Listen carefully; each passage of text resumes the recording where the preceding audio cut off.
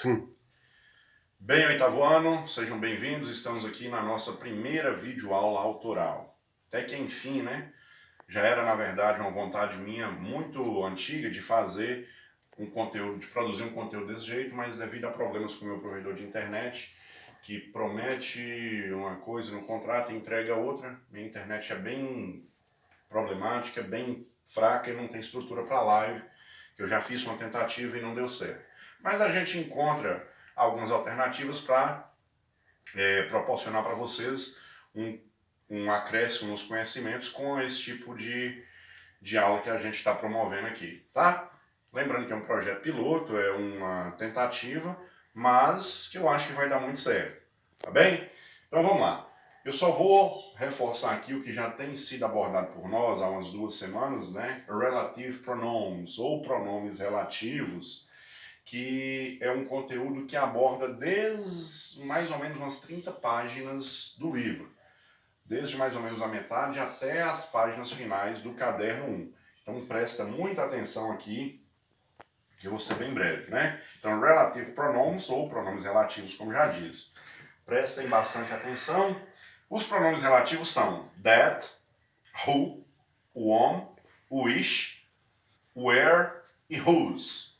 Eles se referem a termos citados anteriormente e devem ser usados sempre para se introduzir uma oração subordinada a uma oração principal. Então, para evitar repetições desnecessárias, de você falar o mesmo nome 2 vezes, ou de você introduzir novamente algo ou alguém que já foi citado anteriormente no início da frase, você tem esse recurso de usar os pronomes relativos. Por que o nome relativos? Porque eles serão relativos ao sujeito ou ao eventual aspecto que é abordado na frase. Tá certo? Essa explicação é universal, esse conceito, então vai valer não só para inglês, mas para português também. Então, vamos continuar aí. Então, olha só, os pronomes relativos podem exercer a função de sujeito ou objeto do verbo principal. Lembre-se de que quando o pronome relativo for seguido por um verbo, tá vendo? Ou seja, sempre que um verbo estiver próximo, ele exerce a função de sujeito. Caso o pronome relativo for seguido por um substantivo, ou seja, se um substantivo estiver próximo, ou pronome, não só substantivo, substantivo ou pronome, ele exerce a função de objeto, tá? Então, presta atenção nisso aí, que essa informação ela é de vital importância também. Aqui nós temos that, significa que, relativo a pessoas, animais e coisas. Nós temos aqui wish, que significa que, o qual, os quais, a qual, as quais. Relativo a coisas e animais. Tá certo? Por seguinte, a gente tem who e whom.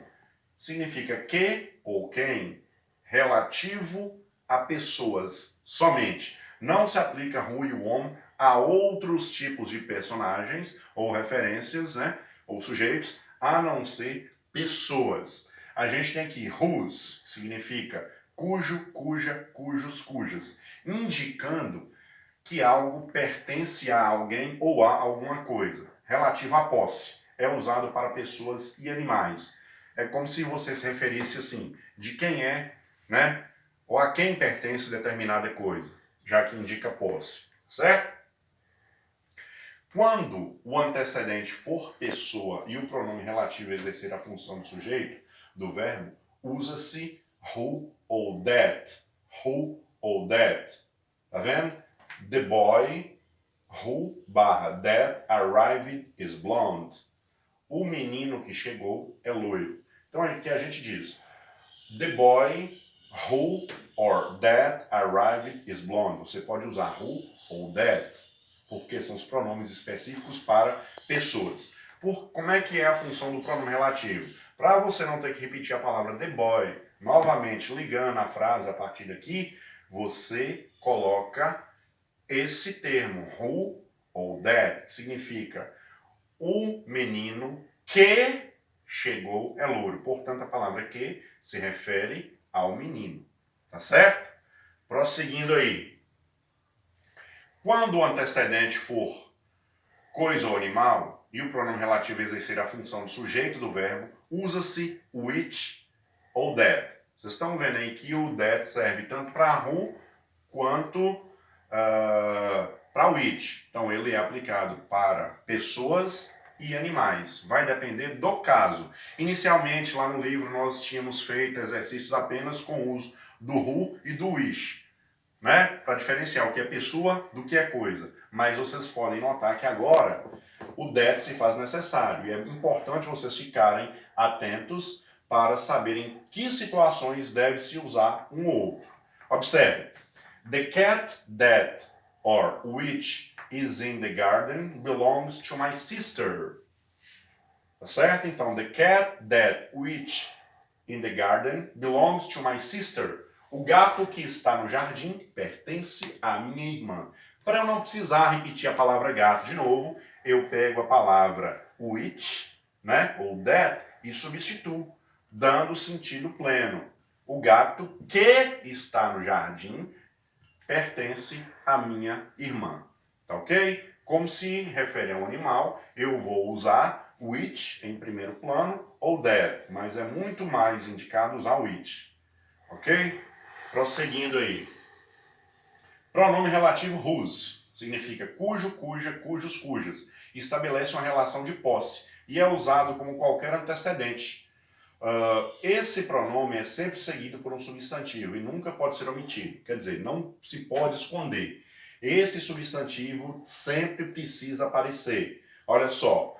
The cat whose owner is my sister was in the garden. O gato cuja dona é minha irmã estava no jardim. Então, na verdade, por mais que se refira ao gato no primeiro termo da oração, na verdade, o que ganha destaque aqui é a proprietária do gato, que é quem?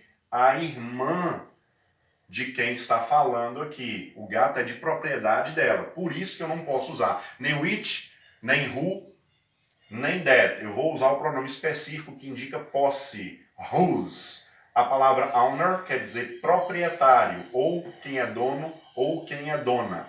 Tá certo? Então, por isso, a colocação do pronome whose. O gato cuja dona é minha irmã estava no jardim. Perceberam aqui o substantivo, que nunca pode ser omitido conforme a regra? Pois bem, essa é a exemplificação mais simples que poderia ter. Seguindo aí, a gente tem, apesar de ser possível utilizar os pronomes relativos that e o on para se referir a pessoas, deve-se usar somente o pronome on, presta atenção, o on só deve ser usado quando houver uma preposição na frase, tá certo? Cabe ainda lembrar que esse pronome deve vir após a preposição. O que são preposições? São palavras muito pequenas, articuladas, que servem para estabelecer sentido do primeiro ao segundo termo da oração. Ela faz a ponte de ligação.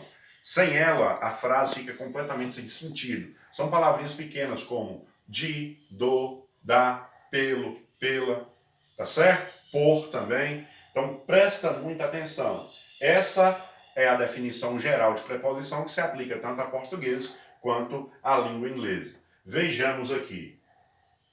The boy about whom you were talking is my brother. O garoto sobre quem você estava falando é meu irmão. Então, olha só a palavra aparecendo aqui. Olha a preposição about, sobre. Então, o garoto sobre quem ou de quem você estava falando é meu irmão. Se não tivesse a palavra about, o termo on ficaria subentendido e você poderia usar qualquer um outro. No entanto, com o aparecimento da palavra about, que é uma preposição, obriga-nos a usar a palavra on automaticamente. Deu para perceber? Então, the boy about whom you were talking is my brother. O garoto sobre quem você estava falando é meu irmão. Simples, não tem erro. Tá certo? Basta vocês observarem. Se tiver dúvida, volta na explicação, que ela é bem didática, ela é bem prática. Não há como fazer confusão em relação a isso. Tá ok? Seguindo. O pronome relativo where significa onde, em que, no qual, na qual, nos quais, nas quais. É usado para se referir a lugar ou lugares. É preciso deixar bem claro que há uma diferença entre o where no sentido de pronome interrogativo, por exemplo, where are you from? De onde você é? Ou where is your home? Onde é a sua casa? Então eu estou usando where, nesse caso, como pronome interrogativo, que determina o lugar, onde. Mas nesse caso é um pronome relativo, que significa onde, em que, no qual, na qual, nos quais, nas quais. E é usado para se referir a lugar ou lugares, mas nunca com o objetivo de se fazer uma pergunta. Olha a diferença? The place where I live is far from here. O lugar onde eu moro é ou fica longe daqui. Tá vendo? Então, where não deixou de ter um sentido de lugar, mesmo se ele for interrogativo. Where are you from? De onde você é? Só que naquele detalhe, eu inicio a frase falando where, com um sentido interrogativo. Aqui não. A palavra where aparece no meio da frase, destacando o lugar de maneira afirmativa e não interrogativa. Por isso que ele exerce a função de pronome relativo. Every time, tá? Todas as vezes. Todas as vezes que o where aparecer no meio de frase é um pronome relativo. Ó, the place where I live is far from here. O lugar onde moro é ou fica longe daqui. Entendido? Seguindo. Usa-se apenas o pronome that quando houver dois antecedentes, pessoas e animal ou pessoa e coisa. Olha a regrinha. I know the singers and the songs that she mentioned. Temos aqui a pessoa, I, e coisa, né?